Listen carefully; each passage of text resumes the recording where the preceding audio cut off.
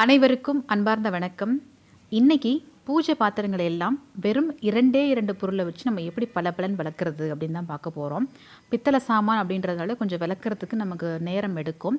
இருந்தாலும் அந்த நேரத்தை கொஞ்சம் கணிசமாக பயன்படுத்தி எவ்வளோ சுத்தமாக பளபளன்னு விளக்குறது அப்படின்னு பார்க்கலாம். விளக்கில் எண்ணெய்லாம் மிச்சம் இருக்குது அப்படின்னா முதல்ல அந்த எண்ணெயெல்லாம் வேறு பாத்திரத்தில் மாற்றிடலாம். பழைய எண்ணெயை வேஸ்ட் பண்ண வேண்டாம். அதை என்ன பண்ணுறது அப்படின்னு அடுத்த பதிவில் நான் சொல்கிறேன். முதல்ல எண்ணெயெல்லாம் எடுத்துருவோம். இந்த எண்ணெயில் பார்த்திங்கன்னா விளக்கில் பச்சை கலரில் தெரியுது பாசி பிடிச்சிருக்குன்னு நம்ம நினைப்போம். ஆக்சுவலாக அது பாசி கிடையாது. நம்ம ஊற்றி ஏற்றுற எண்ணெயில் இழுப்ப எண்ணெய் கலந்துருந்துச்சு அப்படின்னா நிச்சயமாக இந்த பாசி பிடிக்கும். இது ஒரு பெரிய விஷயமே கிடையாது. நீங்கள் விளக்குனா போயிடும். எண்ணெயெல்லாம் இந்த மாதிரி வடிகட்டி எடுத்துட்டு அதுக்கப்புறம் ஒரு துணி எடுத்துக்கோங்க. அந்த துணியை வச்சு இருக்கிற எண்ணெயெல்லாம் ஊற்றி எடுத்துடலாம். இந்த மாதிரி எண்ணெய் இருக்க விளக்கெல்லாம் முதல்ல இந்த மாதிரி செஞ்சுருங்க. இல்லைனா மற்ற பாத்திரத்துலேயும் எண்ணெய் படிஞ்சு உங்களுக்கு எல்லா பாத்திரமும் ரொம்ப கஷ்டமாக இருக்கும் விளக்குறதுக்கு. முடிஞ்ச அளவுக்கு நல்லா எண்ணெயெல்லாம் ஊற்றி எடுத்துருங்க.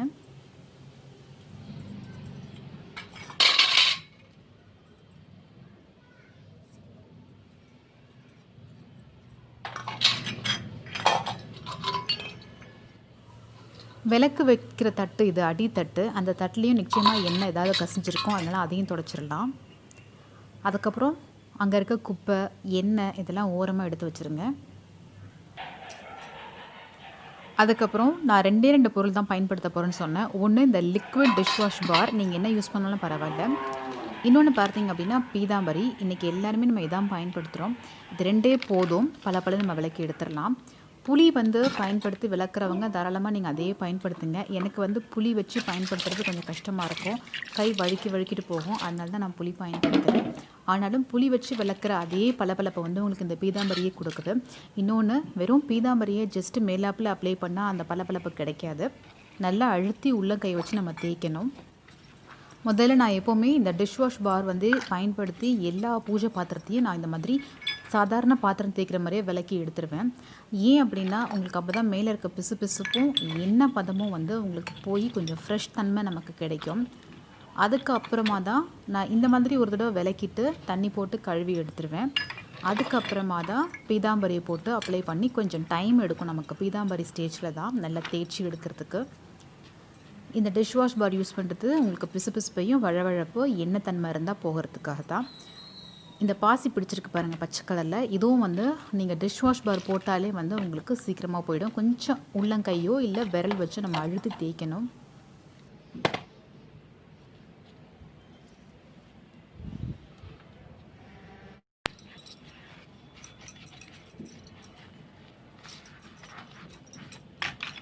நான் ஒரு 15 நாள் கிட்ட பார்த்தீங்கன்னா ஊரில் இல்லை, நம்ம வீட்டில்.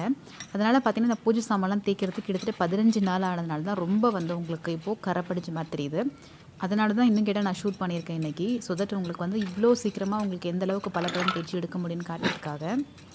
வீக்லி ஒன்ஸ் நம்ம வாஷ் பண்ணிட்டோம் அப்படின்னா டெஃபினட்டாக உங்களுக்கு இந்த வேலை கொஞ்சம் கம்மியாக இருக்கும். அழுத்து பிடிச்சி தேய்க்கிற வேலை.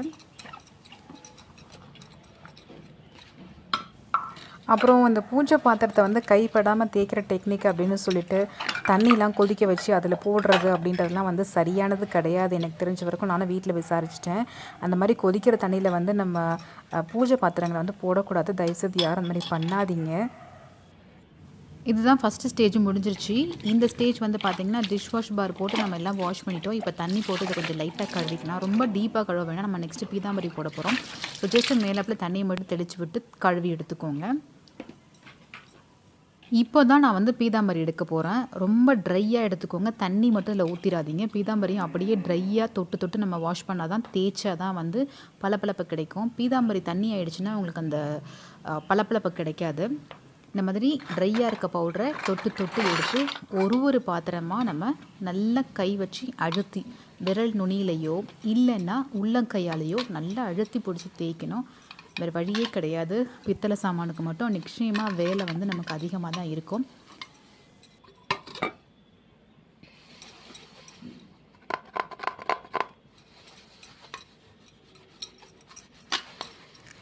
ரொம்ப முக்கியமாக இந்த விளிம்புகள்லாம் இருக்கும் இல்லையா, அதெல்லாம் நம்ம ஒரு விரல் வச்சு நல்லா தேய்ச்சி இழுங்க.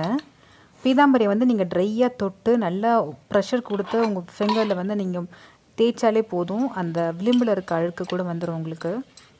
தாம்பழம்லாம் வந்து பார்த்திங்கன்னா ஓரங்கள்லேயும் நல்லா இந்த மாதிரி தேய்ச்சி விடணும்.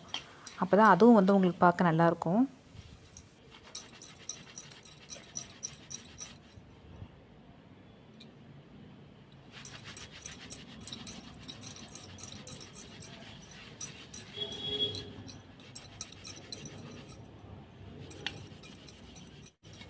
அப்புறம் பார்த்தீங்கன்னா இந்த பூஜை சாமான்லாம் வந்து எந்த கிழமையில தேய்க்கணும் அப்படின்னு நிறைய பேர் கேட்டிருந்தீங்க. நான் அதுக்கு பற்றி ஒரு தனியாகவே ஒரு வீடியோ போஸ்ட் பண்ணியிருக்கேன். நீங்கள் பார்க்கலன்னா டிஸ்கிரிப்ஷன் பாக்ஸில் வேணால் கூட லிங்க் கொடுக்குறேன் பாருங்கள். பொதுவாக சொல்லணும்னா இப்போ தான் வந்து நம்ம என்ன பண்ணுறோம், தேர்ஸ்டேயில் வந்து நம்ம பூஜை பொருள்லாம் வந்து வாஷ் பண்ணி நீட் பண்ணிகிட்ருக்கோம். ஆனால் ஆரம்பத்துலேருந்தே பார்த்தீங்கன்னா எனக்கு தெரிஞ்ச மட்டும் பார்த்தீங்கன்னா வெள்ளிக்கிழமையில தான் வந்து காலையிலே இந்த மாதிரிலாம் வாஷ் பண்ணி பூஜைலாம் பண்ணுவாங்க. கொஞ்சம் வேலை மெனக்கெடு தான் இருக்கும் வெள்ளிக்கிழமையில்.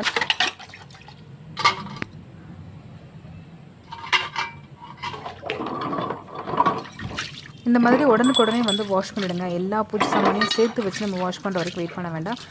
1-2 நம்ம பீதாம்பரி போட்டு நல்லா பலப்பழம் தேய்ச்சிட்டோம் அப்படின்னா உடனே அதை வாஷ் பண்ணிவிடுங்க. வாஷ் பண்ண கையோட தண்ணிக்குள்ளே போட்டுடுங்க. வெளியில் வச்சிங்கன்னா அந்த தண்ணி பொட்டாக இருக்கிறதுலாம் வந்து உங்களுக்கு கரையாக மாறிடும். அப்படியே அந்த கரை மாதிரி தெரியும் உங்களுக்கு. உடனே தண்ணிக்குள்ளே போட்டுடுங்க. இப்போ நம்ம எல்லா பூஜை சாமானும் தேய்ச்சி எடுத்துட்டதுக்கப்புறம் ஒரு ட்ரையான ஒரு காட்டன் கிளாத்தில் போட்டு ஃபேனுக்கு கீழே நல்லா ஆற விட்டுடுங்க.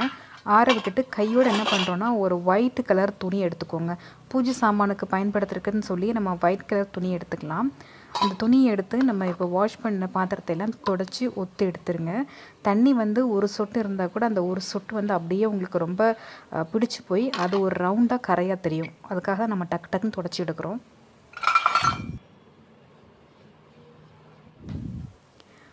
பஞ்ச பாத்திரம்லாம் கூட பாருங்கள், உங்களுக்கு இது வந்து காப்பரில் இருக்கும். உங்களுக்கு பஞ்ச பாத்திரம் காப்பர் பாத்திரத்துக்கும் வந்து நம்ம பீதாம்பரி போட்டோம் அப்படின்னா அதுவுமே வந்து பலன்னு சூப்பராக இருக்கும். நீங்கள் சாதாரணமாக இந்த பஞ்ச பாத்திரம் மட்டும் இல்லாமல் வீட்டில் வேறு ஏதாவது காப்பர் பொருள் இருந்தால் கூட அதுக்குமே வந்து நீங்கள் பீதாம்பரி பயன்படுத்தலாம்.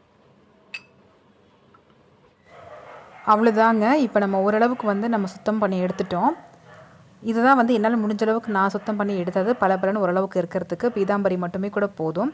இந்த வீடியோ உங்களுக்கு பிடிச்சிருந்ததுன்னா மறக்காமல் எனக்கு கீழே கமெண்ட்டில் சொல்லுங்கள். நான் திரும்பவும் உங்களை இன்னொரு வீடியோவில் மீட் பண்ணுறேன்.